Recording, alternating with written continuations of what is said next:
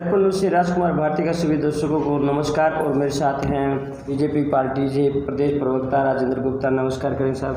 नमस्कार जी, नमस्कार। स्वागत है आपका दर्पण। धन्यवाद जी। राजेंद्र जी, आजकल जो है 2023 चला हुआ है और लोगों के अंदर इलेक्शन को लेकर के बड़ी चर्चाएं हैं।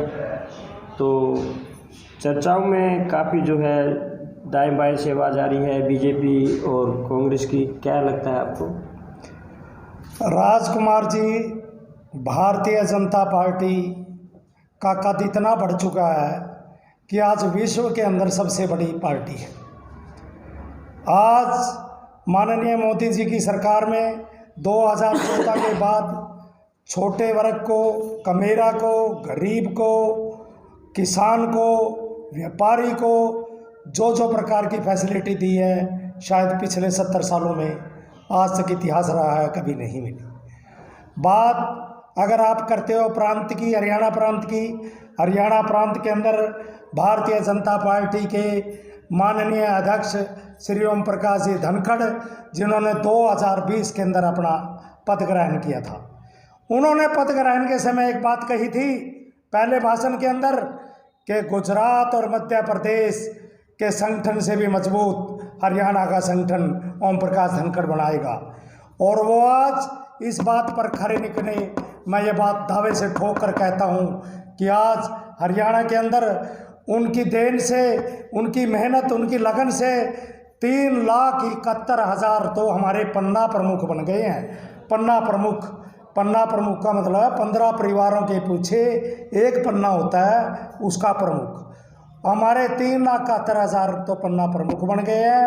उससे ऊपर के कार्यकर्ता जो नगर के, जिला के और उसके ऊपर स्टेट के या प्रकोष्ठों के सभी कार्यकर्ता 1 लाख के करीब, यानी 4,71,000 कार्यकर्ता 2024 के आने वाले चुनाव के लिए, लोकसभा का, विधानसभा का चुनाव के लिए अपनी कमर कसकर माननीय धनखड़ जी ने खड़े कर दिए हैं। लेकिन एमएसपी को लेकर के जो धरना प्रदर्शन हुआ था किसानों का, किसान इस वक्त बीजेपी से नाराज हैं, इसको कैसे समेटोगे? ये बात बिल्कुल आधारहीन है कि किसान बीजेपी से नाराज हैं। किसान तो माननीय मोदी जी का गुणगान गाते हैं कि हर तीसरे महीने उनके अकाउंट के अंदर एक जो है क्षतिपूर्ति करने के लिए उनके हर बार एक रकम आती है, जो 70 सालों में कभी कांग्रेस नाम की चिड़िया ने तो 1 रुपया देने का काम नहीं किया। तो वो कैसे नाराज हो जाएंगे?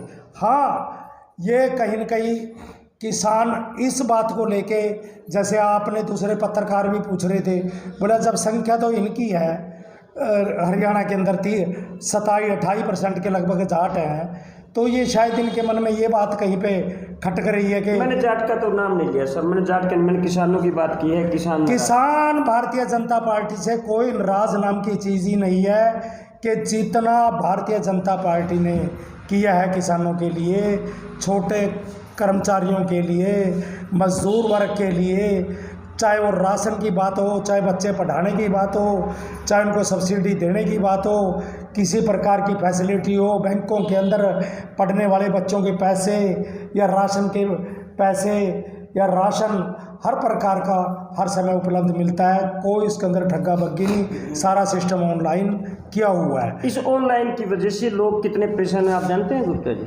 कितना परेशान है फैमिली आईडी को लेकर के, बुढ़ापा पेंशन को लेकर के या विकलांग पेंशन को लेकर के। आज ऑनलाइन की वजह से लोग त्राई कर रहे हैं, बहुत परेशान हैं।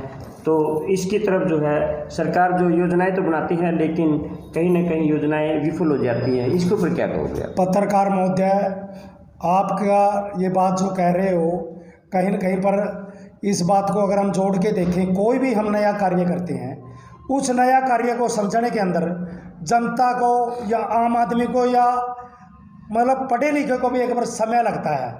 परंतु जो एक बेईमाना को ख़त्म करने के लिए, भ्रष्टाचार को ख़त्म करने के लिए, उसको जड़ से काटने का काम करते हैं, तो उसके लिए थोड़ी मोटी तंगी सहन भी करनी पड़ती है। कितने साल अभी 2 योजना तो शुरू हुई है? नहीं, कोई 2 योजना नहीं, हर चीज़ का साथ साथ सॉल्यूशन हो रहा है। अभी आपने फैमिली आईडी की बात की, फैमिली आईडी का अभी पिछले 9 महीने, साल से बीजेपी अभी पिछले महीने ही एक ऐप शुरू हुआ है।